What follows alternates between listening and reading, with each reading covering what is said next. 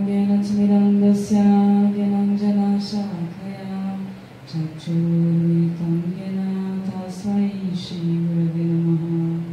गुरवे गुरुचन्द्राय राधिकाय तदालये कृष्णाय कृष्णभक्ताय तदभक्ताय नमो नमः।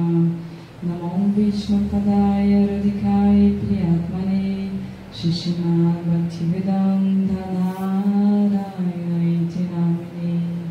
वञ्चाकल्पतरुभ्यश्च कृपासिन्धुभ्यैव च पतितानां पावनेभ्यो वैष्णवेभ्यो नमो नमः। जय Shri Gurudev की जय।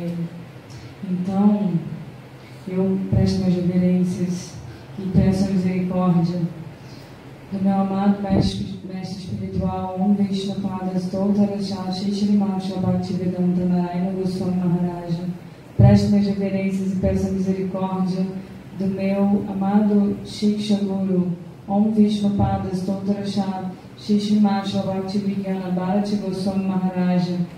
Presto minhas reverências e peço a misericórdia dos nossos amados mestres espirituais, Om Vishnupada Stottarachar Shri Srimad Bhaktivedanta Swami Maharaja Prabhupada, Srila Gaura Govinda Swami Maharaja, a todo o nosso Guru Varga, sucessão de mestres espirituais puros do Gaudiya Vaishnavismo, a todos os Vaishnavas, as Vaishnavis e vocês, todos que estão aqui presentes e que vão assistir esse estudo. Então, minhas reverências. Então, gente, hoje nós vamos falar sobre a escritura sagrada, o Padeshambrita. Essa daqui é a versão de Srila Sridhara Maharaj, Bhakti-Rakshak Goswami Maharaja, né? E tem também a versão de Srila Prabhupada, que o Madana vai falar. E tem a versão de Srila Gurudeva, Srila Vishwanath Chakravarti com comentário. Não, eu estou confundindo. E tem a versão de Radharamana Das, Bhaktivinoda Thakur, Srila Bhaktisiddhanta, que Srila Gurudeva traduziu. Então são 3 comentários do Padeshambrita, até onde eu sei, e a gente está lendo essa com os comentários de Srila Bhakti Rakshak. Então, retomando, nós estamos retomando aqui, a gente tinha finalizado o verso 1. Então, hoje eu vou falar o verso 1 inteiro para a gente poder continuar os outros versos.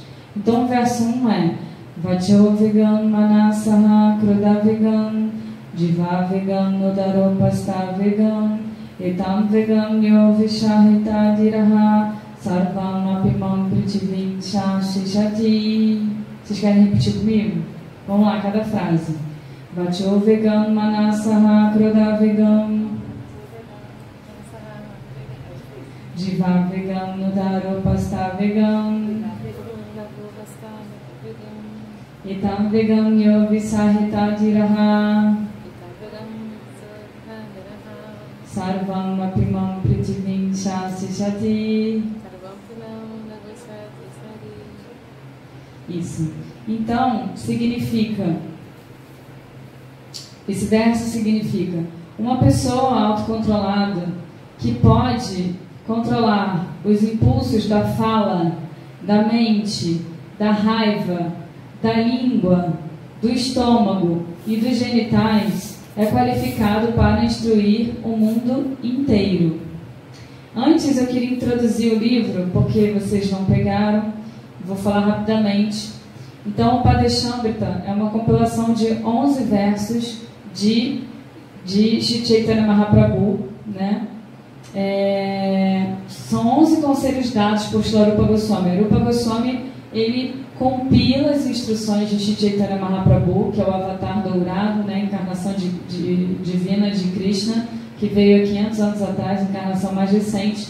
Mahaprabhu, ele não deixa nada escrito, né? E Srila Rupa Goswami, ele pega os ensinamentos de Mahaprabhu e compila em 11 versos, que é exatamente o Padeshambrita, que significa o néctar da instrução, né? Amrita é néctar, o Padesh é instrução.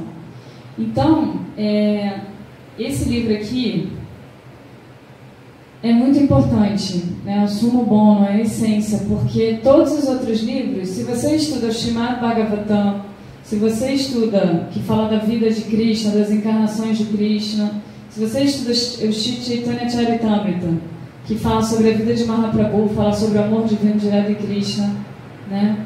Esses são os mestrados e o pós-doutorado. E se você estuda e a Bhagavad Gita, que é a base, a fundação, né? É a faculdade. Mas se você não consegue praticar o que está escrito aqui, não adianta você ler as escrituras sagradas, as outras, porque você não vai conseguir entender o que é. O que é essa escritura? Essa escritura, ela é um manual de instrução para o controle da mente e dos sentidos. Então, Srila Bhakti-Rakshak fala, e Srila Prabhupada também, que sem o controle da mente e dos sentidos, a gente não consegue nem começar a vida espiritual. Então, eu estava até falando, né, que muitas vezes o devoto, às vezes, dos devotos antigos, eles já cantam há muito tempo, porém, assim, não conseguem praticar o que está escrito aqui e querem ler literaturas muito elevadas e realizar esses passatempos elevados de Radha Krishna, porém a base, né? Eu mesma, quando eu comecei a falar sobre esse verso, eu falei, gente, olha quanta coisa eu faço aqui. Quando eu começar a ler, eu vou conseguir resumir tudo hoje, numa hora, você vai ver que você não pratica praticamente nada do que está aqui, né? A gente pensa que tem controle da mente, da fala, mas a gente não tem controle de nada.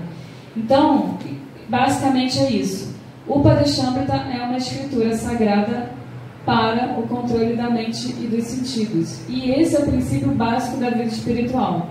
E o objetivo da gente estudar, na verdade, ele começa com as instruções fundamentais, mais básicas, e ele vai até o nível mais elevado, que são os últimos 3 versos, onde ele fala do Radha Kunda, que a gente pensa que é só esse lugar físico, né, que tem lá em Vrindavana, em Govardhana, mas na verdade o Radha Kunda e a própria Vrindavana é um estado de consciência, um local transcendental, né, onde a gente vai se desenvolvendo em Bhajana até chegar nessa plataforma. E no final vai falar sobre isso. Então esse é um livro completo que fala sobre tudo, né, sobre esse processo. E ele é um resumo, ele não é um resumo, ele é um livro compacto, prático. É para você aplicar na sua vida prática. Não é para você ler, é para você ler e falar, eu preciso começar a praticar isso agora. Então isso é o Padeshamrita, né? E na verdade, Srila Prabhupada fala uma coisa muito interessante, que o objetivo não é você ser alguém melhor, não, ele fala, o objetivo desse livro é ajudar você a se tornar um devoto puro, a praticar devoção pura, nada menos do que isso. Que algumas pessoas também acham isso muito distante. Não, isso é para agora, né, para essa vida. E aí ele dá um exemplo logo no início, que ele fala, se você não purifica o seu coração, né, se você não consegue controlar os seus sentidos e purifica o seu coração, como você vai, né, cantar, orar, convidar o Senhor para sentar nele? E como o Senhor vai aceitar isso? Se o coração não está purificado, né?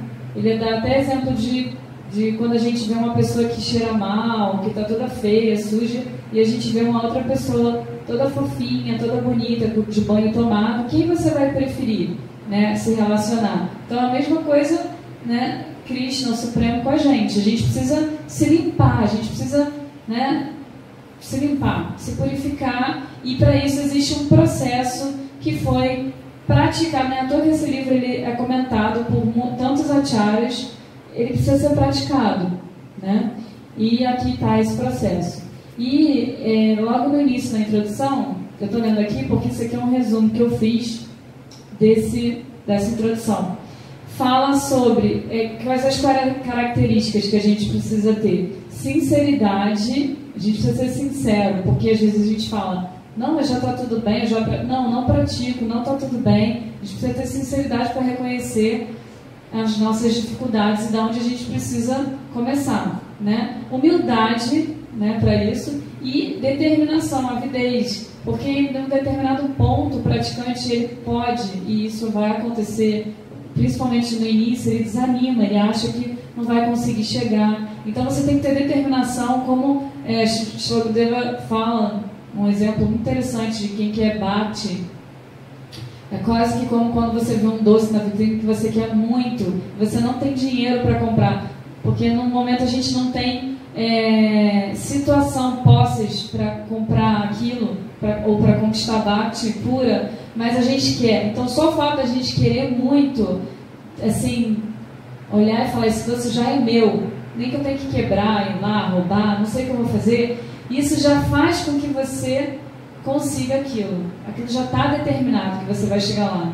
Então, por isso que é importante, isso não é nem positividade, né, que a psicologia é você ter certeza daquilo, isso é determinação.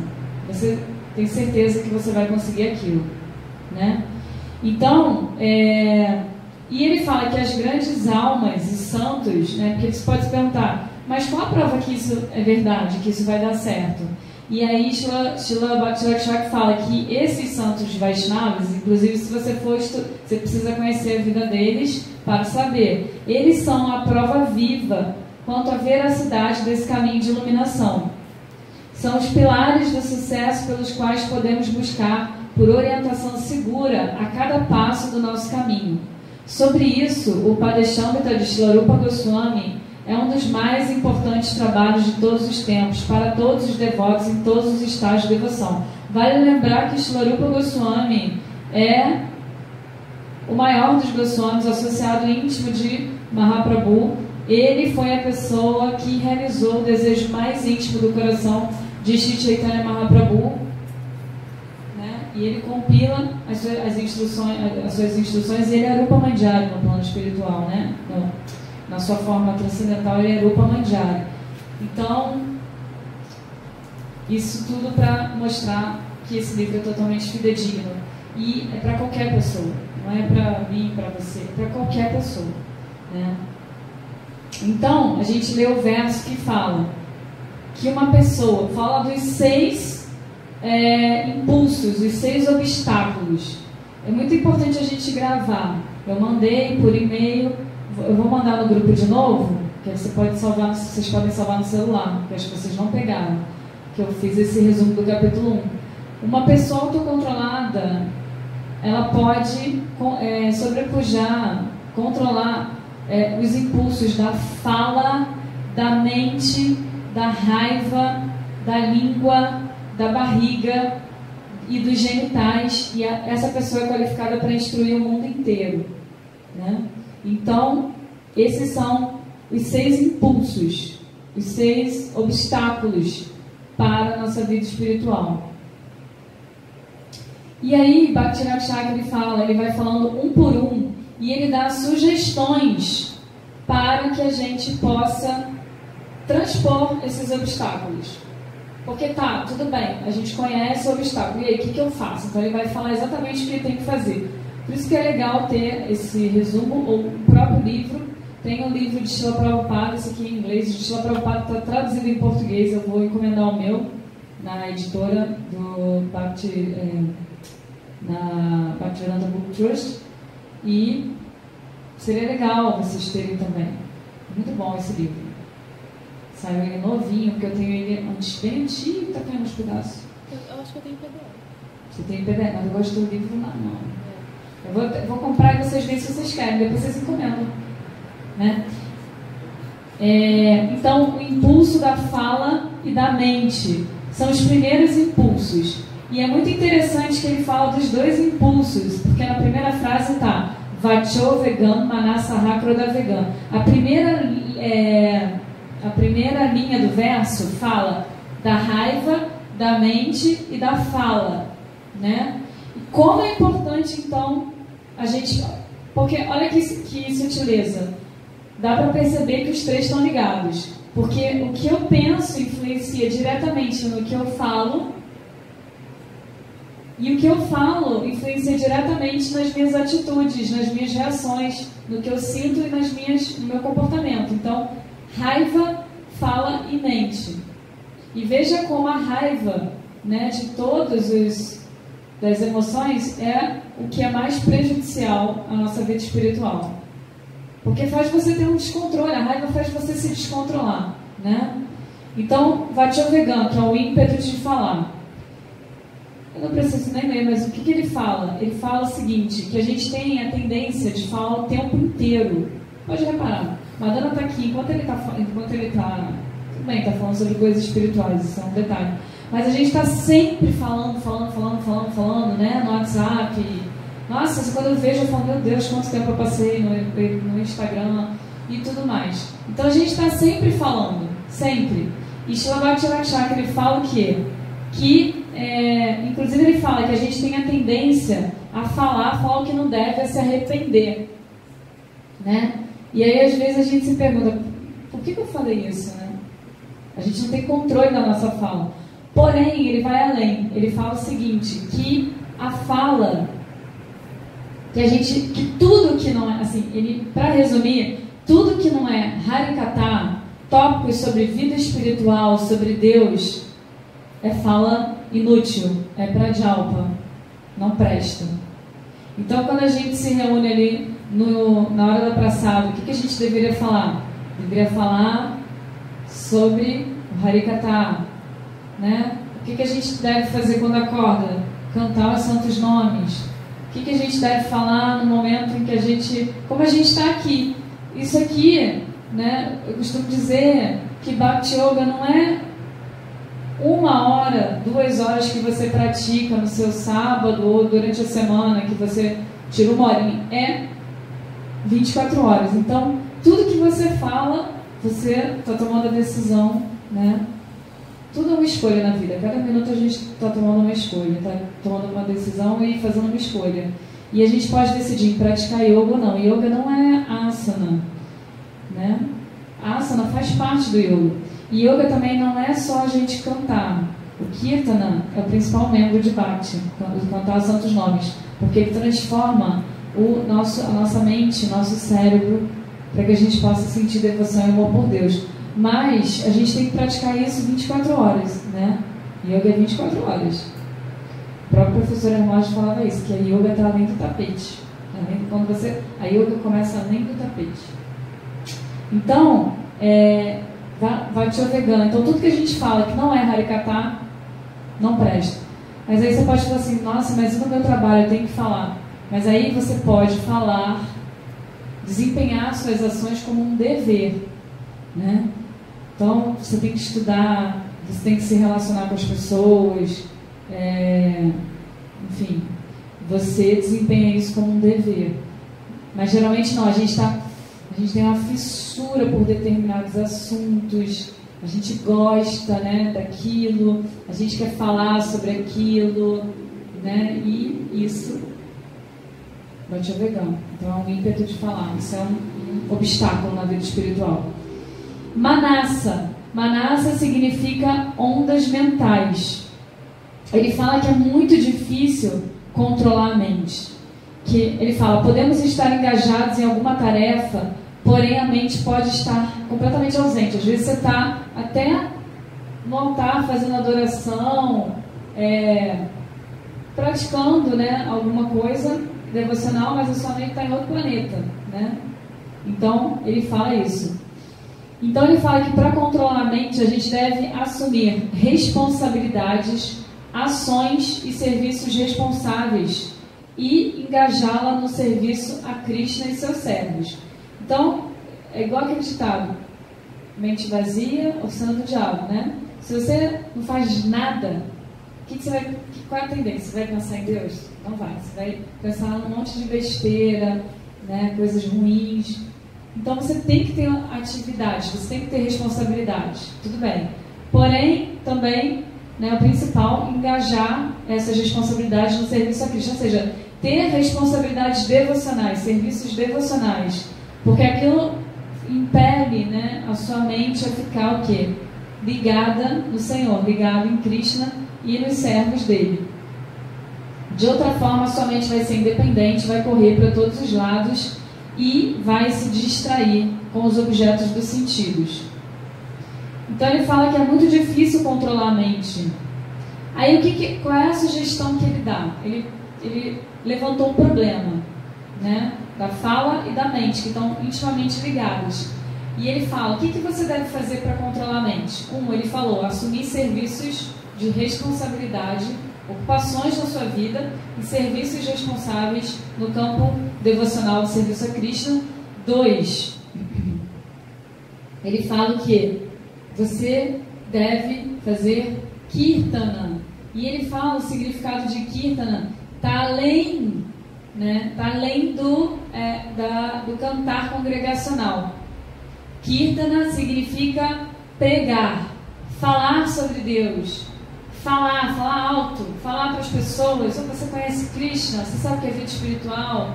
Quem sou eu? Quem é você? O que a gente está fazendo aqui? Então, falar sobre isso faz com que você desenvolva o quê? Uma concentração em Krishna.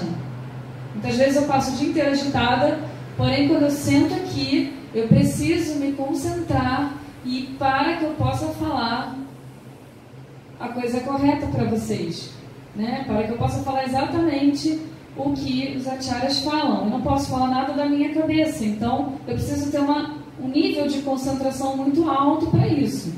Isso é um treinamento, porque no início eu não conseguia falar nada, né? Eu ficava nervosa. E agora você esquece do ambiente externo e você se concentra no que você está falando. Então, ele dá isso como um método para você controlar a sua mente. Fale sobre Krishna, sobre vida espiritual em qualquer lugar que você esteja, porque assim você vai conseguir controlar a sua mente. E ele dá esse significado mais amplo de Kirtana, que além de cantar os santos nomes, como eu disse, significa falar sobre Deus, né? Então a gente tem como cantar o nosso cantar solitário, nossa prática espiritual diária, na nossa Japamala, que a gente deve fazer de manhã cedo, a gente vai praticar amanhã, cedinho. A gente pratica esse cantar congregacional, que é considerado por Mahaprabhu, pelos acharyas, como o mais potente. Se a gente se imerge, consegue se concentrar no cantar, né, o cantar com os devotos reunidos é muito poderoso para transformar a mente. Porém, ele fala, às vezes você está cantando a japa, sua cabeça está aqui e ali. Às vezes você está fazendo kirtana, sua cabeça está aqui e ali. Então, quando você está falando para os outros, você não pode falar besteira. Então, automaticamente, você vai se concentrar. Então, kirtana, no sentido mais profundo, significa pregação. Cante, faça kirtana, cante congregacionalmente, mas pregue, né? Fale para as pessoas. E ele fala isso dizendo que é muito importante fazer isso, porque ele diz que o ambiente está o tempo todo preparado para atacar a gente, né? E que a gente tem que ter, o Sr. já fala, uma postura defensiva. Não. Uma postura ofensiva. No início eu não entendia isso, eu falava, como assim? Porque ele fala, não é se defender, não é defensiva. Você deve ter uma postura assim de ataque mesmo. Como é que você ataca? Falando sobre Deus. Que o mundo vai querer te comer, te engolir. Se você for ali na esquina, tá rolando um bloco de carnaval e Maia tá brilhando, né? Você vê que hoje o pessoal não sei para onde foi. E o que a gente tem que fazer? Atacar o ambiente, falar, pregar, cantar, né? Não. Então, isso é Kirtana. Quando praticamos Kirtana, naturalmente dedicamos plena e automática atenção a essa atividade. Então, como eu disse. E aí vem o impulso da raiva para somar. Krodha vegan. Krodha significa raiva. E Srila Bhakti fala que quando a raiva vem, ela provoca um verdadeiro desastre, né? É complicado. Então, se você não tem controle da sua mente, se você não tem o controle da sua fala, você vai desatar a ofender o outro. Quando o outro começar a falar alguma coisa que você não quer ouvir, você vai retrucar aquilo. Você vai falar, xingar, brigar, gritar. Quem aqui não faz isso? Então, esse é o impulso da raiva. E aí, o que ele fala? olha que interessante, o que a gente tem que fazer? Não é que a gente não tenha que ter raiva. Eu já ouvi isso, né? Não, você não pode ter raiva, você se acalma. Não tem como. Raiva é um sentimento, é uma emoção genuína do ser humano, inerente ao ser humano. Primeira coisa que você tem que fazer, eu vou ler isso amanhã de manhã, no que a gente chamou de workshop de prática de Bhakti Yoga, que vai ser o tema do Cantar dos Santos Nomes, de praticar essa meditação. Porque a maior parte de nós não sabe fazer isso corretamente, então não tem os resultados. Tem várias dicas de como você tem que fazer isso direito, para poder sentir o resultado. Então, o Shlagora Govinda Maharaj, o que ele fala? Se você canta, se você se aplica a dormir cedo e acordar cedo, 1h30 antes do sol nascer, se você canta, medita, faz meditação, porque quando você canta nesse horário, isso se torna uma meditação. Imagina, você 2 horas, de 4 às 6, Hare Krishna, Krishna Krishna, Hare Hare, Hare Rama, Rama Rama, Hare Hare. Eu não propus acordar 4 horas porque eu acho que as pessoas não vão gostar. Mas se vocês toparem, quem sabe, depois de amanhã, vamos ver. Muitas coisas podem acontecer, porque esse é o adequado, é o que é prescrito. Nesse livro, esse livro dele, eu vou falar amanhã, é maravilhoso. Estuda Nama Bhajana. Guilherme acorda, Nossa. Ele diz, sabe o que ele fala?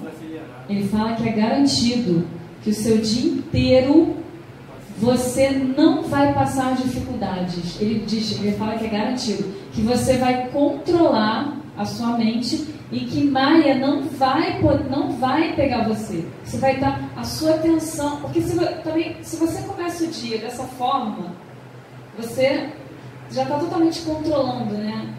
Você está controlando o horário que você acorda, controlando a sua mente, controlando a prática espiritual, né? Você está realmente no controle da sua vida e fazendo algo que é muito potente. Então, não tem como o seu dia, ele não vai dar errado. O seu dia, ele vai ser muito produtivo. Né? É muito interessante, às vezes eu falo e também gosto de ouvir sobre empreendedorismo e tento aplicar tudo para a vida espiritual, porque a vida espiritual você precisa ter organização, você precisa ter planejamento, rotina e produtividade, porque vida espiritual não é você ficar parado, não, você precisa produzir na sociedade, você precisa produzir, né? É um campo, futuramente, quem sabe, de trabalho. Porque você precisa produzir, você precisa mostrar para as pessoas. Para isso você precisa ser organizado, ter uma rotina, acordar cedo. Para que você mostre às pessoas o quão produtivo você é, quanto benefício você pode gerar para a sociedade se você aplicar prática espiritual. Você vê que tem por aí, eu até tenho esse livro, O Milagre da Manhã. Os próprios empreendedores, esses livros de produtividade, já descobriram isso. O Milagre da Manhã, acordar de manhã, é uma tradição védica, não é uma coisa que eles inventaram. Não existe o agora. Esse moço, né, em cima dele, descobriu. Isso já existe há muito tempo. Mas é interessante. Então, você fazer a sua prática espiritual corretamente. E a gente vai falar sobre isso amanhã, de manhã. E outra coisa que você deve fazer é o seguinte: você tem raiva, então joga a sua raiva para as pessoas que ofendem, que falam mal dos devotos, que ofendem o Senhor, para os ofensores, para os aparades. Joga a sua raiva, para essas pessoas. Então, assim, direciona a sua raiva para o lugar certo, né? Se alguém fala mal de um devoto, você, poxa, claro, vai falar mal de uma pessoa que é devotada e serve o Senhor, então você fica com raiva daquilo. Se fala mal do seu mestre espiritual, você fica também, poxa. Então, isso se entra alguém aqui, por exemplo, acho que até o Bhakti Rakshak fala isso, não sei, estou me lembrando, que ser humilde não é você tolerar qualquer coisa. Se entra uma pessoa, por exemplo, aqui bêbada, querendo tacar pedra e xingar todo mundo e ferir e entrar no altar, você vai deixar? Isso é humildade? Não. Você tem que barrar essa pessoa, ser dura com ela. Você tem que ser firme com ela e tirá-la daqui. Porque ela vai causar malefícios, ela está fora de si.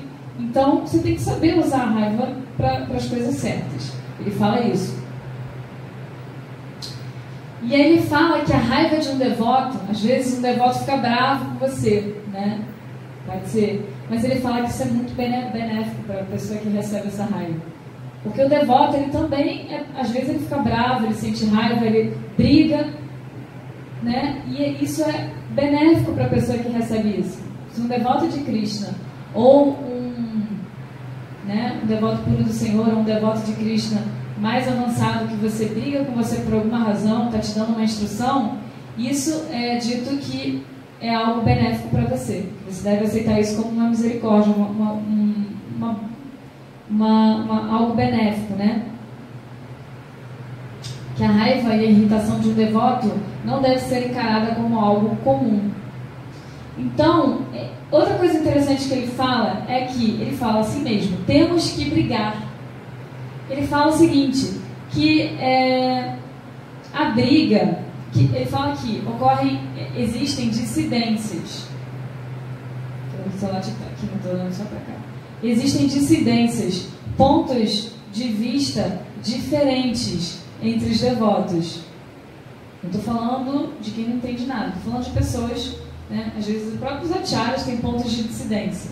E que isso não é negativo.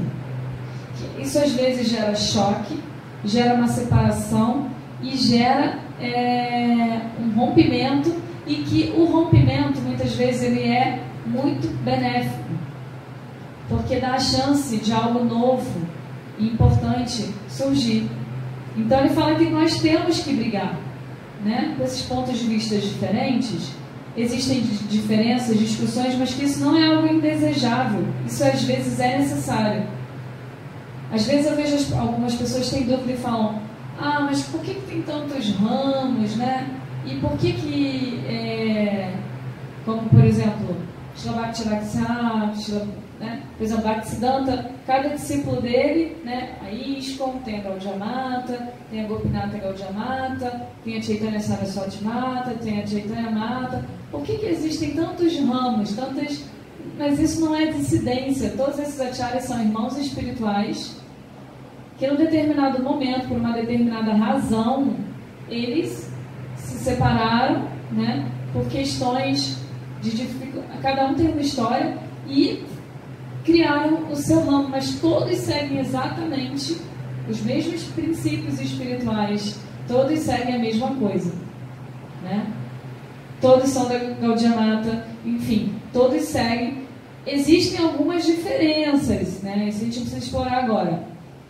Quem conhece mais a fundo sabe. Mas que é positivo.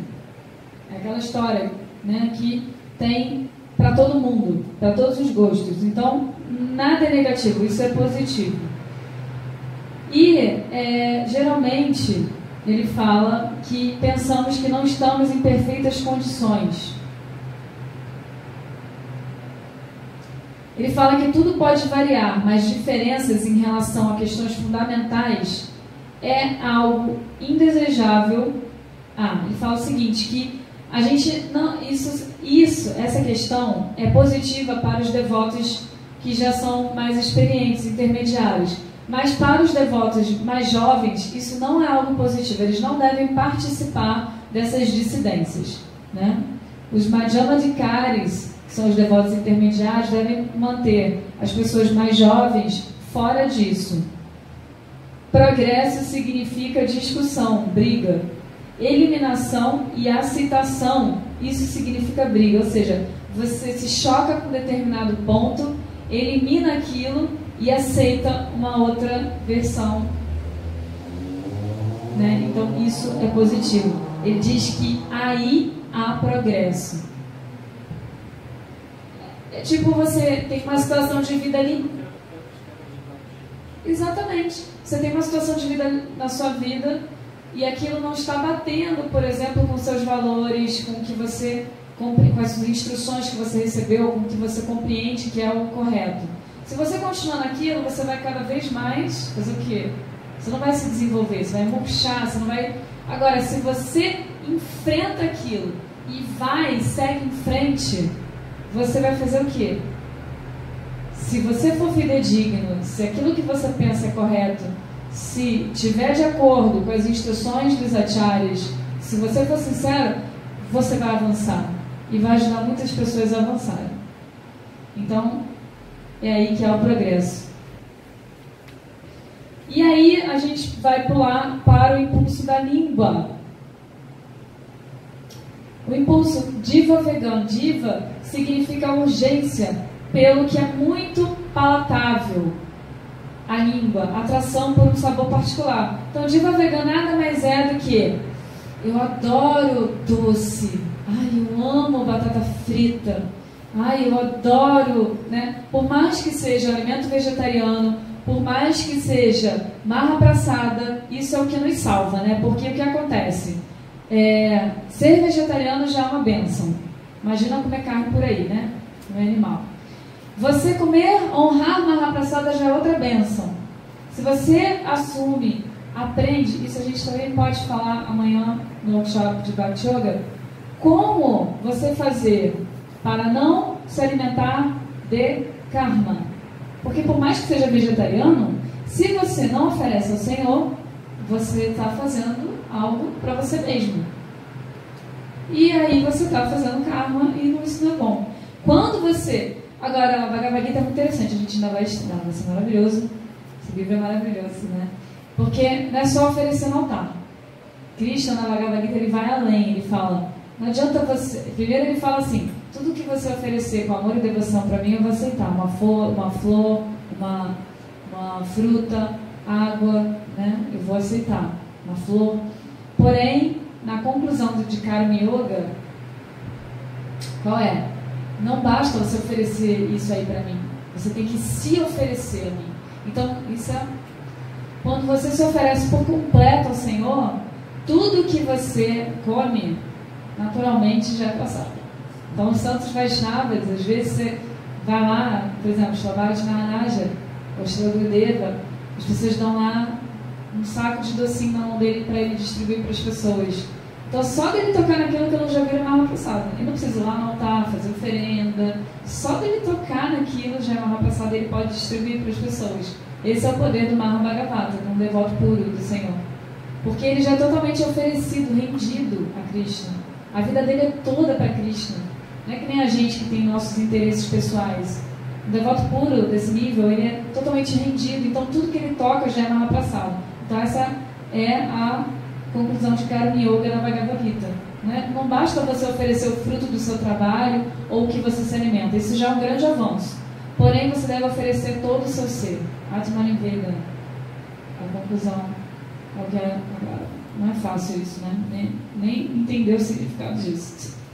Você oferecer todo o seu ser, o âmago, né? Dos seus sentidos, dos seus sentimentos mais íntimos, a sua vida, você passa a ser controlado por Krishna, pelos devotos do Senhor. Então isso não é fácil, porque a gente quer controlar a nossa vida. A gente quer fazer o nosso trabalho, estudar aquele negocinho que a gente gosta. Fala por mim, assim, quer comprar aquelas coisas daquele jeitinho, quer não sei o que, e não. Quando você se entrega, você é totalmente controlado, não tem cabeça para pensar em nada, só pensa em Bhakti e não existe mais necessidade de... Olha, eles viviam no Radhakunda, a gente tem o exemplo de Raghunath Das Goswami, está lá o samadhi dele, Janaki Thakurani, a esposa de Nityananda Prabhu, eles nem se alimentavam. O corpo de Raghunath Das Goswami era um príncipe riquíssimo e tinha uma esposa belíssima, uma família aristocrática, tinha tudo. Ele abandonou tudo em busca de Chaitanya Mahaprabhu. Ele não está nem aí para nada. Então, e chegou um ponto em que ele não comia no Radhakunda, dito que ele era mirrado, né, completamente mirrado. E não é porque ele forçava, não vou comer, não, ele não sentia as necessidades corpóreas, né, ele não sentia. Então é espontâneo de um devoto puro. Porém, estou dizendo que a gente deve honrar a Mahaprasada. já é uma dádiva do Senhor a gente poder comer, honrar o alimento oferecido. Então, todos nós podemos aprender a fazer isso amanhã. Todos nós. Por mais que não possamos fazer no altar, talvez ainda, mas possamos aprender como fazer em casa. Porque a gente tem que fazer isso em casa. Não é só quando vem aqui, né? Então, o Diva Vegana nada mais é do que isso. Um interesse, né? Eu quero comer aquele doce, eu quero comer aquele salgado, eu gosto de pimenta.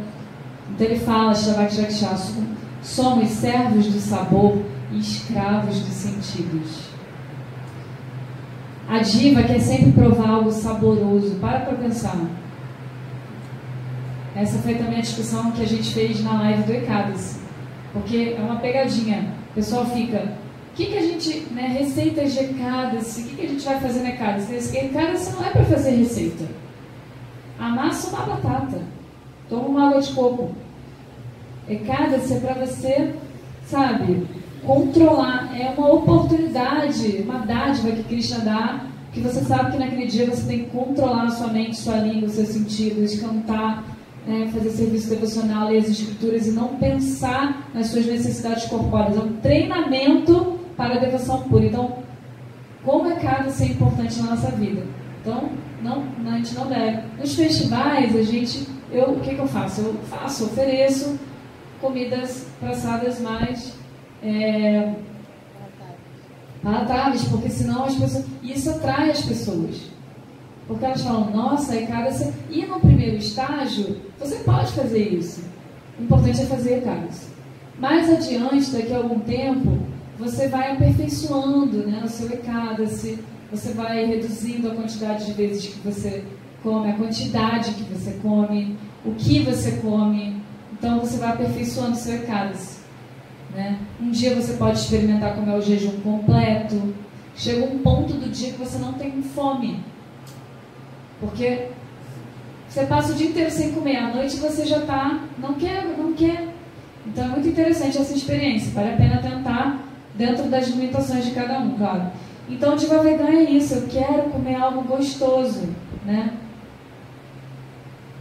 E ele até fala isso, que às vezes a gula, que a pessoa não pode comer uma coisa por causa da saúde dela, e ela vai lá e come aquilo, né? Ela não pode comer aquilo, ela vai lá e come. Então isso é um obstáculo para a vida espiritual. O desejo por algo saboroso é um obstáculo para a vida espiritual. Eu não estou falando isso, né? Então a raiva é um obstáculo. As ondas mentais agressivas da nossa mente, quando a gente não controla, não pratica o método dos santos nomes, uma meditação potente para controlar, isso é um obstáculo à vida espiritual, não dá para praticar, né? E falar sem ser sobre vida espiritual é um obstáculo. E agora a Diva Vegana, o impulso da língua, isso é um obstáculo para a vida espiritual. E aí ele vai passar, aí ele fala, como evitar Diva Vegana? Ele vai dar um conselho. O processo é, o que quer que eu coma, eu devo pensar, como o meu mestre, o Guru, os santos Vaishnavas ou Krishna, Deus, saboreiam isso.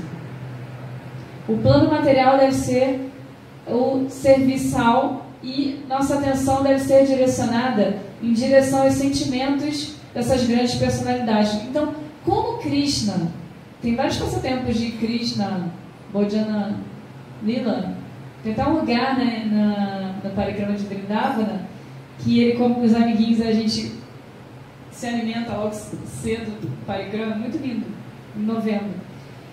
E como Krishna se alimentava com os amigos? Krishna queria sempre satisfazer os amigos, satisfazer os desejos dele, não pensava nunca em si mesmo, queria sempre satisfazer os gopis. Como um guru, né? Como um guru se alimenta? Vou procurar, vou pesquisar. O que Srila Bharati Maharaja fala sobre Mahaprasada? Né? O que Srila Gurudeva fala, Srila Prabhupada? Como Srila Prabhupada tem um livro só sobre isso que a gente comprou, ainda não consegui ler. Fininho o livro, esqueci o nome. Então, como essas pessoas se comportam em relação à prasada? Né? Então, esse é o conselho que ele dá, é a instrução que ele dá. Como essas personalidades elevadas saboreavam alimentos. Essa é a chave para escapar do sabor material. Então, toda vez que a gente estiver se alimentando, a gente medita nesses passatempos e pensa nessas personalidades santas honrando esse alimento. E por fim, o impulso da barriga e dos genitais, que é o Dara Vegam. Da barriga, o que é o impulso da barriga? Do estômago, perdão. A necessidade de encher o estômago. Você come um pouco. Você não precisa comer mais. Mas você quer ficar altamente satisfeito até você não conseguir mais. Aquela praçada que você gostou muito, né? Sei lá, um dia de sábado a gente está aqui e acaba o quê? Exagerando, porque não precisa comer além do que você já comeu. Não tem necessidade. A sua fome já foi saciada. Para que você vai comer mais? Então isso é o Dara Vegam. É um obstáculo. Então você come até dilatar a barriga. A gente deve apenas se alimentar com o suficiente para manter a nossa vida, a nossa saúde. E o Pasta Vegam. Esse é a principal causa da escravidão no mundo material. É o desejo de obter sensação de prazer através do contato com o sexo oposto. Então não é só desejo sexual, vai além disso. É a necessidade que a gente tem, né? O desejo que a gente tem de se relacionar com o sexo oposto, de atração que a gente tem. Simplesmente quando você olha para uma mulher e você se sente atraído por ela, ou você olha por um homem e tem desejo sexual, por mais que você não pratique aquele ato, isso já é um obstáculo para a vida. Se você tem essa tendência na sua mente, isso é um obstáculo para a vida devocional. Diferentemente de você querer ter uma vida em comum com alguém, de você pensar, poxa, essa pessoa é uma serva do Senhor, uma serva do Senhor, uma devota. Juntos, nós podemos crescer juntos. Então, nós podemos servir ao Senhor juntos. Então, olha como uma perspectiva muda. Do que você olhar para uma mulher e falar, eu quero desfrutar desta coisa que está na minha frente, que passa a ser um objeto. E depois que eu enjoar, eu vou descartar e vou utilizar um outro objeto. Geralmente é assim no mundo material, por isso que as pessoas se separam. Aquele objeto já não está mais me satisfazendo, não me dá mais o prazer que eu quero, então o que eu vou fazer? Eu vou descartar aquela pessoa, por isso que as pessoas se separam. Porque amor verdadeiro é ali, a pessoa está doente mentalmente, está doente, você fica do lado dela, né? A pessoa tem características de personalidade super difíceis de você estar do lado dela, você supera do lado dela. Por quê? Só que isso só acontece quando você tem o quê? Serviço devocional, uma vida espiritual. Se você não tem isso bem estabelecido na sua vida, e se o seu companheiro também não tem, você, sinceramente, desculpa a realidade, nunca vai conseguir ter um relacionamento e levar ele adiante. A não ser que você leve na maciota, na mentira. Né? É muito difícil. Muito difícil. Até existe aquele vovô e a vovó, aqueles pais que ainda são casados, né? Ainda existe. Mas se você olhar a fundo e ver que eles não têm a vida espiritual como base, você vai ver que não é um relacionamento feliz. Nenhum relacionamento nessa vida material pode nos dar felicidade. Se você deposita a sua felicidade no outro, você vai se frustrar inevitavelmente. Mas se você pensa, essa pessoa é uma boa pessoa para estar comigo, para que nós juntos possamos servir, então por que eu sirvo essa pessoa? Porque ela é uma serva do Senhor. Então é por isso que eu trato ela com tanto carinho e respeito. É assim que um devoto deveria fazer com o outro, né? E vice-versa. Aí você pode progredir na vida espiritual.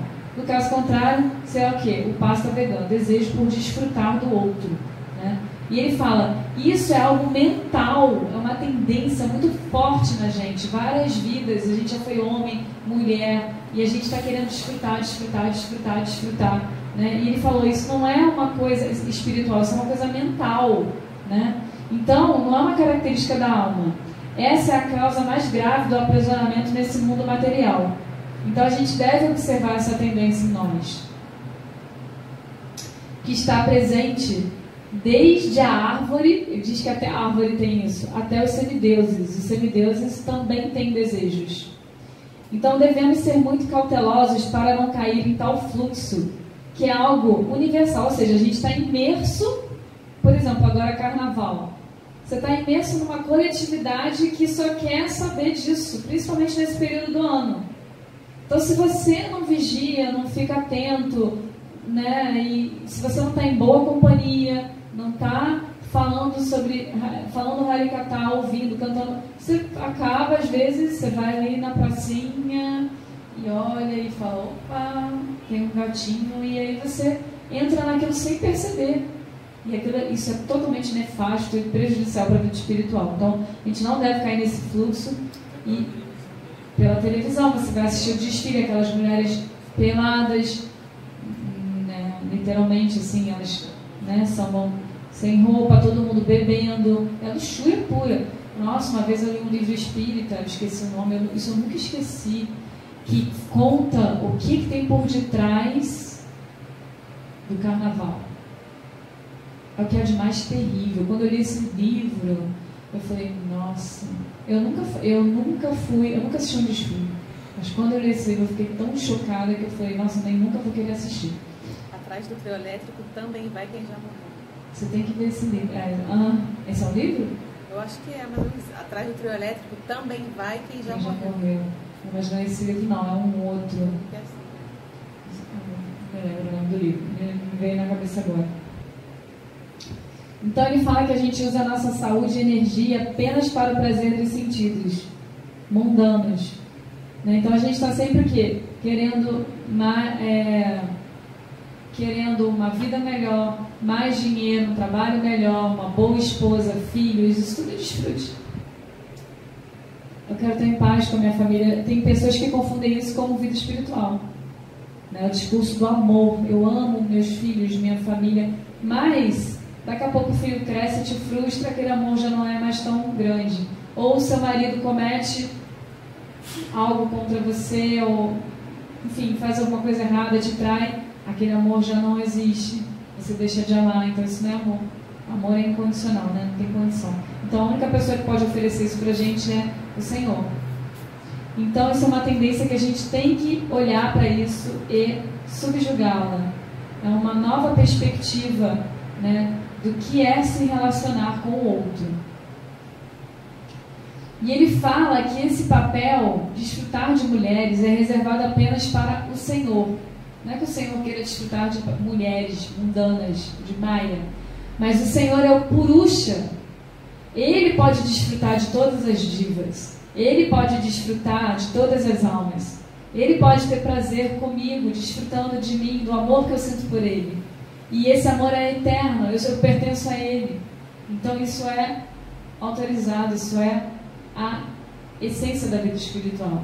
Você se relacionar com o Senhor, no âmago, no campo mais íntimo da sua alma. E esse relacionamento é eterno, nunca vai acabar e vai te dar felicidade eterna. Mas não querer me relacionar e desfrutar de uma mulher. Então deixa isso para o Senhor. E aí ele fala de Kanaka, Kamini e Pratista, né? Dinheiro, desejo por mulheres e desejo por fama e reconhecimento. Então, ele fala sobre isso que eu já acabei de falar. Desejo por desenvolvimento econômico, por dinheiro. O desejo por mulheres, isso tudo está incluído em Upasana vegano. Luxúria, né? Em desejo pelo objeto dos sentidos e pelo sexo oposto. E o desejo por fama e reconhecimento. Isso também é muito difícil, porque mesmo em Bhakti, um traço de pratista vai existir. Você quer reconhecimento, às vezes você quer seguidores, isso é muito sutil ali, sabe? Então, muito sutil, então você tem que ter muito cuidado. Quando alguém fala para você, você é um guru, muito cuidado, né? Às vezes você fala, ensina alguma coisa a alguém, ou vem alguém com uma roupa rosa que não é nem um sannyasi, e aí você pensa, então assim, tem que ter muito cuidado. Quantos falsos gurus tem por aí que falam que são gurus? Nós somos servos eternos do Senhor, e ponto, né? Então, somente os devotos puros do Senhor podem ser mestres espirituais, porque eles podem liberar a gente completamente e dar pra gente amor puro por Krishna. Então, a gente tem que... Isso está no coração do devoto. Pratista está em qualquer um de nós. Desejo por fama, reconhecimento, né? Então, por fim, não está aqui, mas está aqui. Ele fala do ajuste inteligente.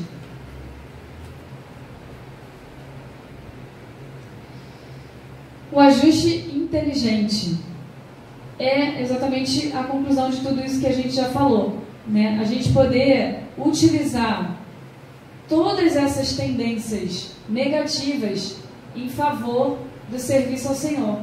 Tudo que a gente falou aqui, ele deu uma solução. A última foi o quê? O impulso dos genitais.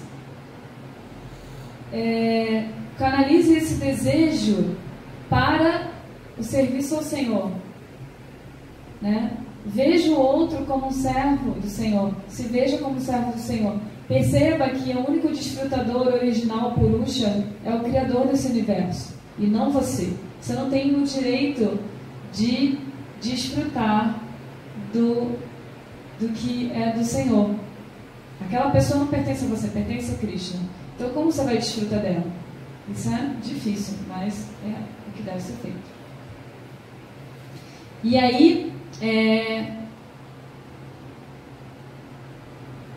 a conclusão disso tudo é Kaushala, que significa o ajuste inteligente, ou seja, o uso positivo. Eu irei usar a luxúria no serviço a Krishna, a raiva contra aqueles que são inimigos dos devotos e a ganância, a avidez, para me associar com os sadhus, os santos, e ouvir Harikatha, para me associar com os devotos. Eu irei ficar aturdido apenas quando eu não puder adorar o Senhor. Loucura irá se manifestar quando eu glorificar intensamente as divinas qualidades de Krishna. Dessa forma eu vou utilizar tudo isso. Então esse é o ajuste inteligente. Você utilizar todas essas suas tendências a serviço de Krishna. E para isso ele fala no final que isso só pode ser feito através de um mestre espiritual, né? Ele fala: concentre a sua atenção no serviço ao Guru, ao seu mestre, mesmo que ele não esteja vivo, ou seja, manifesto nesse mundo, né? Concentre a sua instrução. Ele fala: alguém que pode controlar todas essas tendências animais, que é mestre de si mesmo e da sua própria mente, pode ser mestre do mundo. Ele é um Goswami. Essa é a conclusão final. Mas antes disso ele fala isso. Ele fala que você deve, como esses santos Vaishnavas, concentrar a sua atenção no serviço ao Senhor Supremo através do serviço ao mestre espiritual. Você deve ser totalmente rendido, totalmente humilde, totalmente devotado, e através desse serviço você vai conseguir subjugar esses 6 impulsos que são desfavoráveis à nossa vida espiritual, de todas essas formas que a gente falou aqui, né? Direcionando para o serviço ao Senhor. Então o serviço ao mestre espiritual, ele é muito importante. Meu Guru ordenou, então eu não devo temer, né? Nós podemos tomar isso como uma vantagem, e tudo irá desaparecer no decorrer do tempo. Muito facilmente, por servir ao mestre espiritual, você será capaz de atravessar todas essas dificuldades, se você se concentrar apenas nos pés de lótus do seu divino Guru. Ele é meu guia. Eu não sou meu, eu não pertenço a mim mesmo, eu pertenço a Ele. Essa deve ser a nossa perspectiva. Eu não pertenço a mim mesmo, porém eu não tenho um relacionamento com Krishna, eu pertenço ao meu mestre espiritual, né? O que quer que ele peça para eu fazer, mesmo que eu tenha perda nisso, eu vou seguir a instrução dele. Então, dessa forma, é possível a gente obter o serviço ao Senhor de uma forma que a gente possa eliminar esses anartas, essas tendências indesejáveis no coração, e para que a gente possa se libertar desses anartas em breve, muito facilmente. E por fim, aquele que pode controlar todas essas tendências animais, que é mestre de si mesmo e do seu própria mente, pode ser o mestre do mundo inteiro. Ele é um Goswami. Goswami é aquele que controla plenamente os sentidos. Ele é elegível para dar instrução e fazer discípulos por todo o mundo. Então esses são os sadhus que que estão sob a guia de Sri Chaitanya Mahaprabhu. Todas essas coisas são lembradas para o nosso benefício e cautela no Padeshamrita, que foi dado por Mahaprabhu através de Rupa Goswami para nós em detalhe. Então essa é a conclusão do capítulo 1, que nós encerramos aqui hoje. Vamos começar o capítulo 2. E meditemos nisso. Eu vou passar a apostila para quem não tem. Vamos meditar na hora que estivermos nos alimentando, na hora que estivermos conversando, na hora que estivermos, enfim, isso aqui é para a gente aplicar, praticar. E é muito interessante que todo mundo possa praticar e até dar um retorno, assim, eu tentei praticar isso, foi assim, assim, me senti assim, assim. Não é só para a gente ler, é para a gente praticar, porque isso aqui é um método de autorrealização. Então, todas as glórias a Srila Rupa Goswami, todas as glórias a Srila Prabhupada, todas as glórias a Srila Bhakti Rakshak, todas as glórias a Sri Chaitanya Mahaprabhu, deixou pra gente todos esses ensinamentos, e a Srila Rupa Goswami, que compilou isso tudo. Sem ele, a gente não poderia estar fazendo esse estudo hoje. Então, a minha oração é para que a gente possa conseguir força espiritual para subjugar esses impulsos e para que a gente possa desenvolver um pouquinho de amor por Deus, para que a gente possa se imergir em devoção, para que a gente possa estar 24 horas focado, concentrado em cada pensamento, atitude, sentimento, e para que a gente possa de fato conseguir prosperar nesse campo, seguindo as instruções dos santos Vaishnavas e alcançar a felicidade suprema. Então, Jai Srila Rupa Goswami Prabhu Ki Jai, Sri Chaitanya Mahaprabhu Ki Jai, Srila Prabhupada Ki Jai, Srila Bhakti Rakshak Siddhara Goswami Maharaj Ki Jai, Jai Srila Gurudeva Ki Jai, Jai Srila Bhaktivinoda Thakur Ki Jai, Nitya Gaura Premanande Hari Hari Bo, Jai Shri Padeshamrita Ki Jai.